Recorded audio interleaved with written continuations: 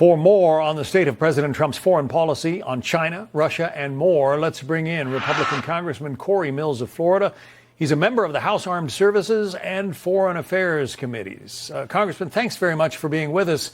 Those words from the Defense Secretary were a little ominous. He said the threat from China could be imminent. What do you take that to mean? Well, again, I think the Secretary of Defense is ensuring that we have the right position and posture for our armed forces, but also the right foreign policies in place. We have watched where China has already violated things like the one country, two system framework of Hong Kong.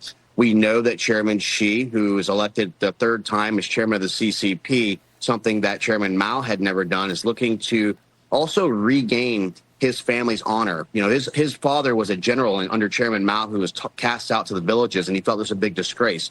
So being able to kind of rebuild the family name by potentially unifying China is something that's on his mind. But we have to ensure that through proper posturing, through ensuring Indo-PACOM is strong, 7th Fleet out of Hawaii, and looking out for our partners in Guam, Philippines, Japan, as well as for Taiwan, that we're ready to defend that should they actually try and cross the Taiwanese Strait. What about Hegseth's suggestion that some of the countries in the region need to do more of their own defense spending? Well, he's exactly right. And part of that is actually trying to go ahead and ensure that we have submarine repair and maintenance bases that are there, making sure we have available runways to be able to launch from.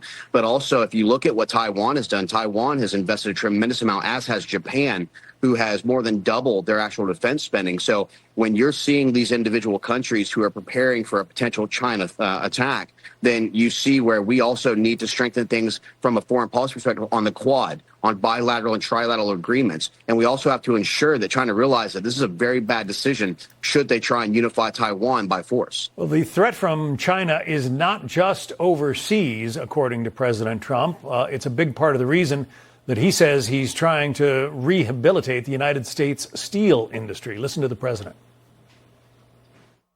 When I came into office 8 years ago, I proclaimed a simple but crucially important principle. If you don't have steel, you don't have a country. You don't have a country. You can't make a military.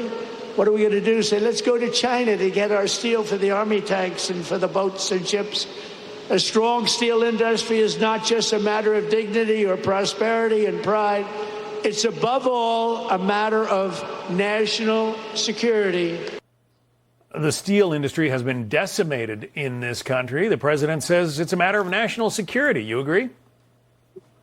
I do agree. The president's exactly right. I mean, we have advanced in what warfare truly is, and it's beyond kinetics of a bomb to bomb or gun to gun or bullet to bullet. It's truly now an economic, a resource, a supply chain, a currency, as well as for a cyber threat. And so that's what we're looking at. In a strong American economy, with the American industry being built back up that was decimated under the Biden administration, I think is the key to us showing peace through strength. So given the way the president has been going after China, you know, the Chinese, their spokespeople are saying that he's making much ado about nothing and that the United States is the real aggressor in the Indo-Pacific. What do you say to that?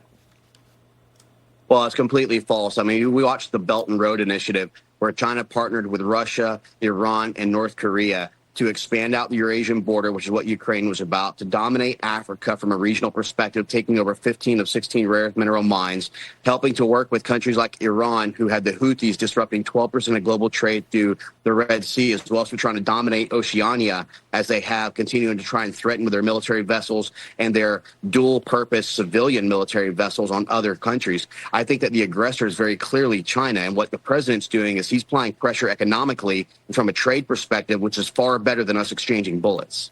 China has said it wants to be ready to take Taiwan by 2027. That's the instruction to their military. Do you think that's actually going to happen? Well, I think there's a lot of saber rattling, and I think that some of that is being utilized for peace negotiations or for trade negotiations. And so I think that right now, if China's saying that they're going to unify by 2027, they need to know that we still are and will always be the largest, strongest voluntary force as far as our military in the world.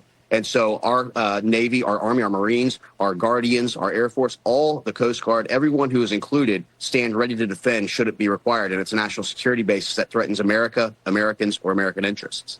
Let's hope it doesn't come to that. Congressman Cory Mills of Florida, thank you.